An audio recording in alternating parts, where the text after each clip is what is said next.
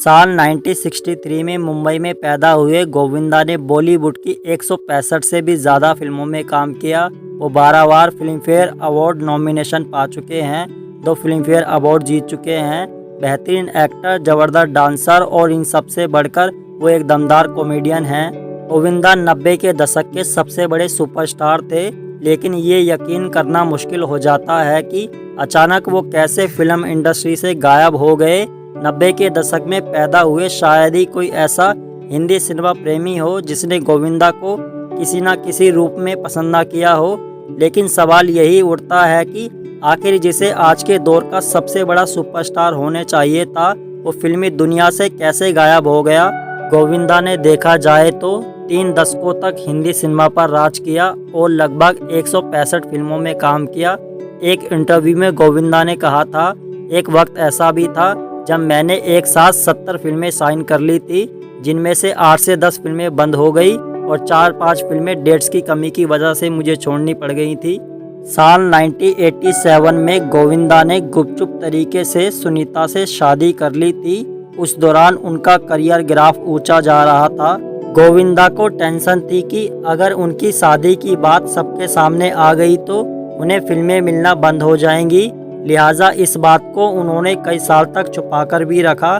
बाद में उन्होंने अपनी मां के कहने पर पूरी रीति रिवाजों से सुनीता से शादी करी थी।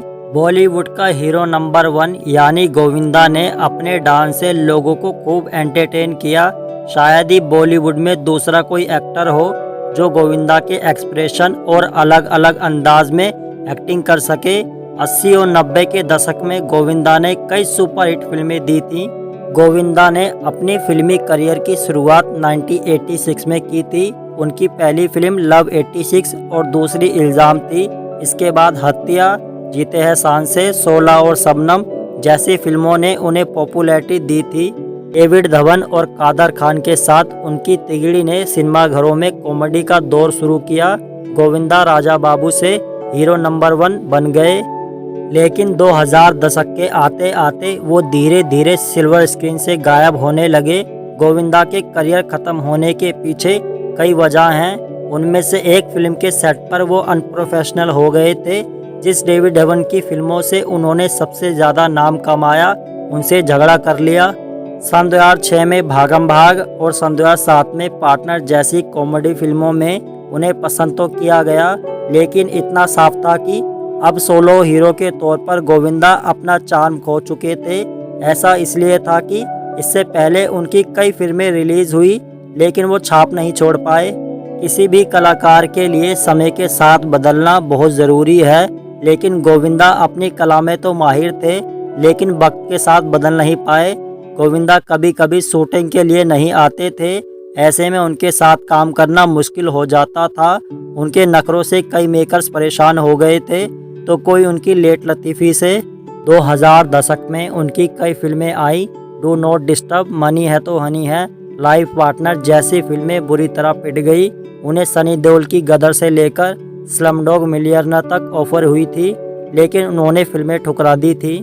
के फ्लॉप हो रहे करियर के कारण गोविंदा उन दोनों चिड़चिड़े हो गए थे। इस कारण वो छोटी छोटी गलतियों पर गुस्सा हो जाते थे। डेविड धवन से उनका झगड़ा हुआ, लेकिन इसके साथ ही कई और फिल्म मेकर से भी उनकी कहासुनी हो गई। ये भी कारण है कि उनके इस रवैये से उनके साथ कोई भी काम नहीं करना चाहता था। एक दौर था जब गोविंदा का सिक्का चलता था। उनकी कोई भी फिल्म रिलीज होते ही थिएटर में ऑडियंस की भीड़ लग जाती थी, पर एकदम से गोविंदा का फिल्मी करियर खत्म हो गया। उसके पीछे उनकी 5 बड़ी गलतियां हैं। उन 5 गलतियों के बारे में जानना जरूरी है, जिनकी वजह से गोविंदा के फिल्मी करियर पर ब्रेक लग गया। गोविंदा की पहली सबसे बड़ी गलती, गोविंदा लेट लतीफ़ थे, जिसका खामियाजा उन्हें भुगतना पड़ा। गोविंदा शूटिंग में बहुत देर से पहुंचते थे, जिसके कारण फिल्म के साथी कलाकारों को इंतजार करना पड़ता था और वो बहुत नाराज हो जाते थे। इससे फिल्म मेकर्स भी गोविंदा से नाराज रहते थे। गोविंदा को अपनी लेट लतीफ़ी का खामियाजा भुगतना पड़ा और उनका करियर ग्राफ नीचे गिरने लगा। गोविंदा की दूसरी बड़ी गलती, डेविड धवन से झगड़ा।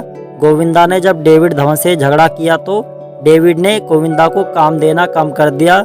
एक समय था जब गोविंदा और डेविड धवन की जोड़ी ने कई सुपरहिट फिल्में दी थी, जिसमें 16 और शबनम, आंखें, राजा बाबू, कूली नंबर 1, दीवाना मस्ताना, हीरो नंबर 1, बड़े मियाँ छोटे मियाँ और पार्टनर शामिल हैं। लेकिन दोनों के झगड़े के बाद गोविंदा का करियर ग्राफ नीचे गिरने लगा।